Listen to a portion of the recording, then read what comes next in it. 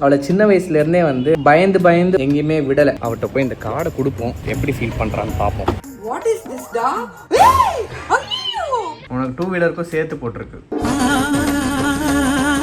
Okay, உள்ள வந்த உடனே வந்து ஒரு ட்விஸ்ட் அடிச்சிட்டாங்க, வெளியே துரத்தி விட்டாங்க. விரல் இருந்தாதான் எல்லாம் தருவாங்களான்னு.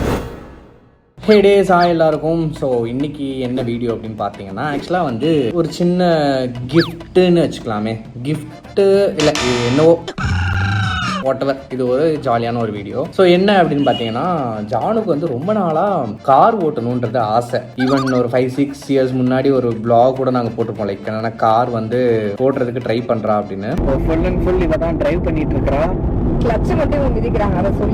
ஸோ என்னன்னா, அவளுக்கு இருக்கிற ஒரே பிரச்சனை பயம். அவள் வந்து கார் ஓட்டும் போது பயப்படுவா. ப்ராப்பராக ஒரு இன்ஸ்டியூட்ல போயிட்டு ஒரு 10 நாள் 15 நாள் கற்றுக்கிட்டான்னா இன்னும் நல்லா இருக்குமே அப்படின்னு சொல்லி யோசிச்சு நான் வந்து பார்த்து வச்சிருக்கிறேன். ஒரு லேர்னர் போட்டு ஃபர்ஸ்ட் கொடுப்போம், 2 வீலர் லைசன்ஸும் சேர்த்து போட்டு விட்டுருவோம். அப்போ தான் வந்து அவள் 8 போடுறதுக்கு பழகுவா, இல்லைன்னா வண்டியவே தொடமாட்டா. ஸோ இன்னொன்னா வந்து கொஞ்சம் ரீசெண்ட் டேஸாக வந்து நிறைய தனியாக வந்து போக வேண்டியதாக இருக்குது. ஸோ தனியாக நிறைய இடத்துக்கு போகிறதுக்கு வந்து கேபு இல்லை ஆட்டோ அந்த மாதிரி வந்து பிடிச்சி ரொம்ப கஷ்டப்பட்டு மாறி மாறி போகிற மாதிரி இருக்குது. அண்டு என்னோட பர்த்டேக்கு அவள் வந்து அலைஞ்ச வீடியோவே நான் வந்து பார்த்தேன். லைக் எனக்காக ரொம்ப மெனக்கிட்டு ரொம்ப கஷ்டப்பட்டு சுற்றினான். அதுவே இப்போ அவளுக்கு ஒரு கார் ஓட்ட தெரிஞ்சாலோ இல்லை பைக் ஓட்ட தெரிஞ்சாலோ வந்து ஜாலியாக அவளே வந்து ட்ராவல் பண்ணிப்பா இல்லையா. சர்ப்ரைஸ்னா பெருசாக தான் பண்ணணும், இல்லை இப்படி தான் பண்ணணும் அப்படி தான் பண்ணணும்லாம் கிடையாது. நம்ம பண்ணுற ஒவ்வொரு விஷயமுமே வந்து அவங்களுக்கு பிடிச்ச மாதிரி பண்ணாலே நல்லா தானே இருக்கும். ஃபர்ஸ்ட் ஆஃப் ஆல் இது அவளுக்கு சர்ப்ரைஸாக இருக்குமா இல்லை வெடிகுண்டாக இருக்குமான்னு எனக்கு தெரியலை. உண்டு, ஐ எம் வெரி சாரி. எப்போவுமே நம்ம வந்து யாரையுமே டிபெண்ட் பண்ணி இருக்கக்கூடாது. ஸோ அதுக்காக நான் வந்து ஜானுக்காக எதுவும் பண்ண மாட்டேன் அப்படிலாம் கிடையாது. எனக்கு அவளுக்கு பண்ணுறதுக்கு ரொம்ப பிடிக்கும். அட் த சேம் டைம் அவளோட விஷயங்களை அவள் பார்த்துக்கிறதுக்கு தயாராக இருக்கணும் அப்படின்றது வந்து நான் நினைக்கிறேன். இதான் விஷயம். ஃபஸ்ட் நம்ம போவோம், லேர்னர் போடுவோம். லேர்னர் போட்டு ஒரு 30 டேஸ்க்கு அப்புறம் தான் வந்து நம்ம லைசன்ஸ் வாங்க முடியும். அதுக்கு என்னெல்லாம் பண்ணணும் அப்படின்றத நான் உங்களுக்கு சொல்கிறேன். ஸோ மேபி உங்களுக்கும் யூஸ்ஃபுல்லாக இருக்கலாம் இந்த வீடியோ. என்னன்னா ஒன்றும் இல்லை, நான் கால் பண்ணி கேட்டேன். உங்களுக்கு நியர்பை இருக்கிற டிரைவிங் ஸ்கூலில் நீங்கள் கால் பண்ணி கேட்டிங்கன்னா உங்களுக்கு ஈஸியாக இருக்கும். நீங்களே வந்து அப்ளிகேஷன் போடுறீங்க அப்படின்னா கொஞ்சம் நிறைய நீங்கள் வேலை பார்க்குற மாதிரி இருக்கும். பட் காசு ஆப்வியஸாக கம்மியாக தான் இருக்கும். நான் வந்து இவளோட கார் லைசன்ஸ் அண்ட் பைக் லைசன்ஸுக்கு வந்து 9,500 வந்து ஒரு டிரைவிங் ஸ்கூலுக்கு பே பண்ணுறேன். ஸோ உங்களுக்கு நியர்பை இருக்கிற டிரைவிங் ஸ்கூலில் நல்ல ரேட்டிங் இருக்கிற டிரைவிங் ஸ்கூலில் நீங்கள் ஜாயின் பண்ணி நீங்கள் இது பண்ணிக்கலாம். ஸோ அதுக்கு என்னெல்லாம் கேட்குறாங்கன்னு பார்த்தீங்கன்னா, ஒரு ஆதார் கார்டு, அப்புறம் ஒரு பேன் கார்டு, அப்புறம் 2 ஃபோட்டோ காப்பி கேட்டாங்க. ஸோ இதெல்லாத்தையும் நம்ம எடுத்துகிட்டு போவோம். அவங்க இன்றைக்கி அப்ளிகேஷன் போட்டு கொடுப்பாங்க. அதை நம்ம அப்புறமா வந்து ஆர்டிஓ போயிட்டு லேர்னர் அந்த ஒரு பேப்பர் இருக்கும், ஸோ அதுவும் வாங்கிக்கலாம். எல்லாருமே வந்து அவங்கவுங்க சொந்த காலில் நிற்கணும், அதான் வந்து என்னோட ஆசை. ஜானோட விஷயத்தில் என்னன்னு பார்த்தீங்கன்னா, அவளை சின்ன வயசுலேருந்தே வந்து பயந்து பயந்து வந்து அவளை எங்கேயுமே விடலை. லைக் என்னன்னா, ஒரு சைக்கிள் கற்றுக்கிறதுக்கோ இல்லை ஒரு பேஸ்கெட் பால் விளையாடணும்னு ஆசை அவளுக்கு. பட் வந்து பேஸ்கெட் பால் விளையாடுறதுக்கோ அவளை விடலை. அதையும் நம்ம வந்து பேரண்ட்ஸை தப்பு சொல்ல முடியாது. பேரண்ட்ஸுக்கு ஒரு பயம் இருக்கும், லைக் என்னன்னா கீழே விழுந்துட்டா அடிபட்டுட்டா என்ன ஆகும் ஏதாகும் அப்படின்னு சொல்லிட்டு. எல்லா பேரண்ட்ஸுக்கும் நான் ஒரு ரெக்வஸ்ட் கேட்டுக்கணும் அப்படின்னா என்னன்னு பார்த்தீங்கன்னா, தைரியமாக விடுங்க. தைரியமாக வந்து அவங்கவுங்க வேலையை பார்த்துக்கணும் அப்படின்றது வந்து கொஞ்சம் நான் ஓவராக பேசுகிறேன்னு நினைக்கிறேன். பட் ஸ்டில் நான் பேசுவேன். எல்லா டைமும் எல்லாருமே வந்து எல்லார் கூடயும் இருக்க முடியாது. எல்லாருமே எல்லாத்தையும் கற்றுக்கணும் அப்படின்றது தான் வந்து எனக்கு தோன்ற ஒரு விஷயம். இதை ஆட்டோ பின்னாடியே எழுதி வைக்கலாமே. ஆக்சுவலாக அவங்க விழுந்துருவாங்களோ, நீங்கள் பயப்படாதீங்க. விழுந்தா எப்படி எழுந்துக்கணும், எப்படி வந்து அதை சமாளிக்கணுன்றதை வந்து கற்றுக் கொடுங்க. அந்த தைரியத்தை கொடுங்க, அது போதும் ஆக்சுவலாக பசங்களுக்கு. இவளை வந்து நான் என்னோட ஒரு குழந்தை மாதிரி தான் நான் பார்க்குறேன். எனக்கு இவ கற்றுக்கிறது எனக்கு பயமாக தான் இருக்குது, நான் இல்லைன்னு சொல்லல. பட் இந்த ஜென்ரேஷனில் வந்து நம்ம எல்லாமே கற்றுக்கிட்டு தான் ஆகணும், வேறு வழியே இல்லை. போகலாம். அண்ட் பேரண்ட்ஸுக்கு ஒரு பெரிய ரெக்வெஸ்ட்.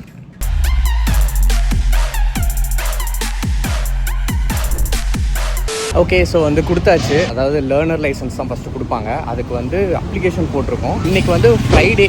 ஸோ நாளைக்கும் நாளானிக்கும் ஆர்டிஓ கிடையாது. மண்டே தான் போயிட்டு நம்ம லேர்னர் லைசன்ஸ் வந்து நம்ம அப்ளை பண்ண முடியும். ஸோ அதை அப்ளை பண்ணி வாங்கிடுவோம். வாங்கினதுக்கப்புறமா ஒரே ஜாலி தான், குண்டுக்கு போட்டு என்ஜாய் பண்ண போகிறோம். ஸோ போகலாம். அவர்கிட்ட போய் இந்த கார்டை கொடுப்போம், எப்படி ஃபீல் பண்ணுறான்னு பார்ப்போம்.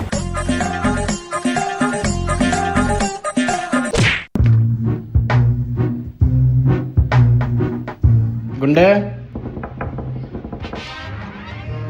நான் தான் நான் வந்தமே.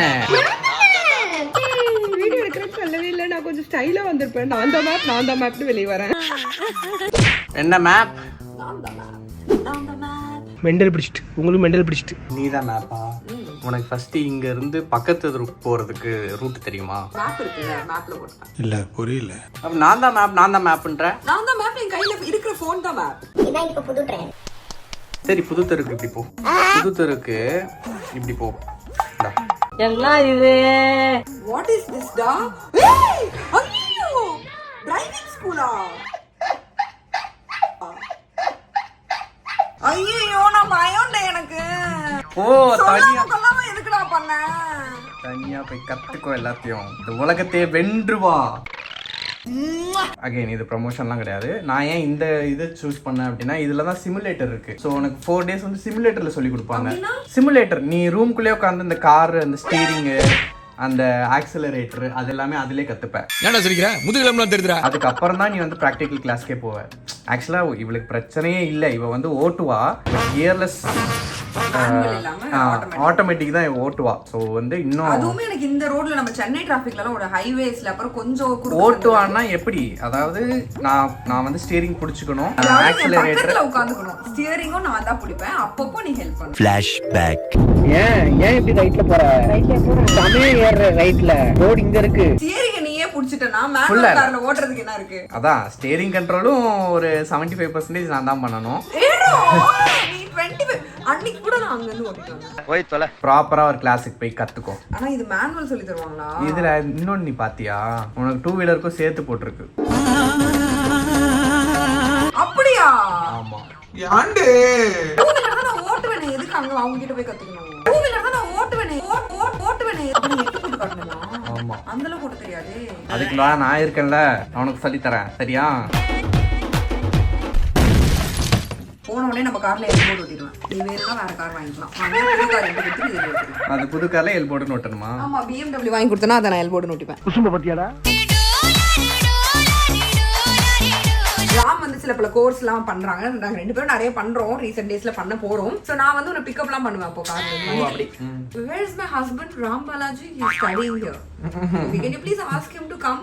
Tell him his wife is out to pick him up. Okay, அப்படி சொல்வேன். ஏண்டா கனவா இருந்தாலும் ஒரு நியாயம் வேணாமாடா? அப்புறமா நீ வருவ, வந்த உடனே நான் கார் அப்படி ஓபன் பண்ணி விடுவேன், லாக் அப்படி கெட் இன் அப்படி சொல்வேன். அப்படி சொல்லு. அப்போ நீ ஏறி வந்து உட்காருவேன். சீட் பெல்ட் அப்படி சொல்லிட்டு நான் ஓட்டுவேன். சீட் பெல்ட் அப்படினே சொல்லிட்டு ஓட்டிட்டு இருப்பியா? சரிதான். ஓகே கொண்ட என்ஜாய். நான் வந்து வண்டி ஓட்டுறதுல என் கனவே உன்னை பிக்கப் பண்ணுண்டே. எங்க இருந்தாலும் நீ வேணா தெருமுனையில போய் நின்னு கூட நான் வந்து என்னதான் ஏற்கனவே நீ பிக்கப் பண்ணிட்டியே. பார்த்த ஒரு லுக்ல வந்துட்டேன்டா டொக்குல.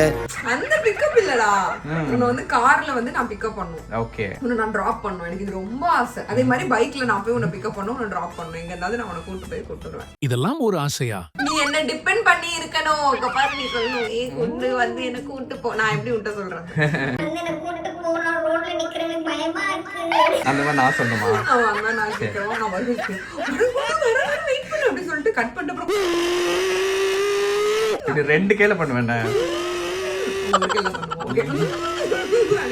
வண்டியில ஏத்திப்பேன். பார்த்த முதல் நாளே அப்படின்னு நான் தான் கமல்ஹாசன், நீ தான் ஹீரோயின். ஓகே தான். சரி ஓகே, உன் ஆசைகள் கனவுகள் எல்லாம் நிறைவேறட்டும், எல்லாமே உண்மையாகட்டும். The next day. Okay, day 2.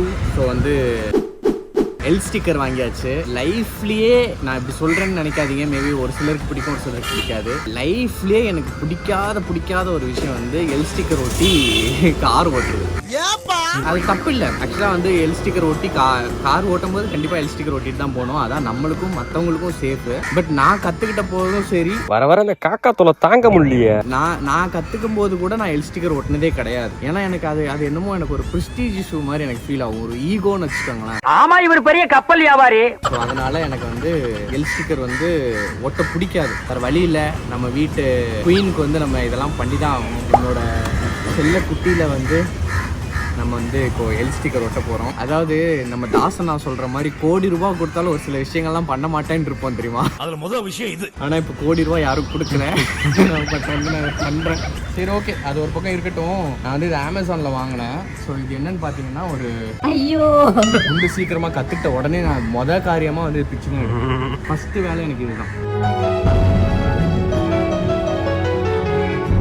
இது வந்து எனக்கு லெஃப்ட் சைடில் ஓட்டணுமா ரைட் சைடில் ஓட்டணுமான்னு தெரியாது. நாங்கள் வந்து கூகுள் பண்ணி பார்த்ததுல வந்து லெஃப்ட் சைடில் ஓட்டினா தான் உங்களுக்கு விசிபிலிட்டி வந்து கட் ஆகாது அப்படின்ற மாதிரி போட்டிருந்தது. பட் நான் ஏன் ரைட் சைடில் ஓட்டியிருக்கேன் அப்படின்னா நம்ம வந்து left side driving, so left சைடில் தான் போவோம். மோஸ்ட் ஆஃப் த வெஹிக்கிள் நம்மளுக்கு வந்து ரைட் சைடில் தான் வரும். ஸோ வந்து ரைட் சைடில் வர்ற வெஹிக்கிளுக்கு தான் தெரியணும் நம்ம ஒரு எல்போர்டு நம்ம கிட்ட அவங்க ஜாக்கிரதையாக இருக்கணும் அப்படின்றது. என்ன ஒரு புத்திசாலித்தனம். ஸோ அதனால தான் நான் ரைட் சைடில் ஓட்டியிருக்கேன். மேபி இது கரெக்டாக இல்லையான்றத கமெண்ட்டில் சொல்லுங்கள், நானும் தெரிஞ்சுப்பேன். ஐ மீன் லெஃப்ட்டில் தான் ஓட்டணும் அப்படின்னா ஏன் லெஃப்ட்டில் ஓட்டணும் அப்படின்றது சொல்லுங்கள். எனக்கு இது லாஜிக்கலாக ஃபீல் ஆச்சு. ஸோ இந்த பக்கம் ஓட்டியிருக்கேன். பேக் சைடில் நம்ம எங்கே ஓட்டினாலும் பிரச்சனை கிடையாது. பட் இருந்தாலும் நம்ம ரைட் சைடே ஓட்டுவோம். ஏன்னா நம்ம ரைட் சைடில் டேர்ன் பண்ணும்போது தான் நிறைய பேருக்கு தெரிய வரும். எல்லாம் உனக்காக எல்லாம் உனக்காக.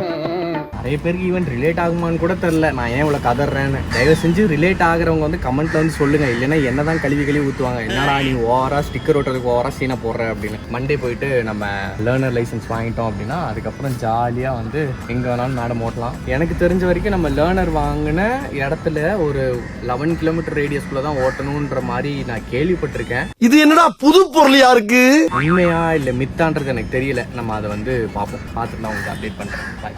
2 நாட்கள் கழித்து ஓகே, உள்ள வந்த உடனே வந்து ஒரு ட்விஸ்ட் அடிச்சிட்டாங்க. பயப்படுற ட்விஸ்ட் இல்லை, அப்ளிகேட் மட்டும் தான் உள்ள வரணும், கூட எல்லாம் யாரும் வரக்கூடாது அப்படின்ட்டாங்க. So she is on her own. So அதான் இதுதான் நான் ஆசைப்பட்டேன். லைக் என்னன்னா அவளே எல்லாமே எடுத்துக்கணும், அவளே எல்லாமே பண்ணிக்கணும் அப்படின்றது தான். இதெல்லாம் கேட்டா போற பஸ் கடியில தலை வச்சிடலாம் மாட்டேன். ஸோ ஒன்றாவை பண்ணிட்டு இருக்கா. எல்லாம் பண்ணி முடிச்சுட்டு வரட்டும், அது வரைக்கும் வெயிட் பண்ணுவோம். எப்படி இருந்துச்சுன்றதை வந்து வந்ததுக்கப்புறம் கேட்போம். அண்டு நான் சொல்லியிருந்தேன்ல அந்த மித்து அது எல்லாத்தையுமே நான் வந்து எக்ஸ்பிளைன் பண்ணுறேன் எண்டில்.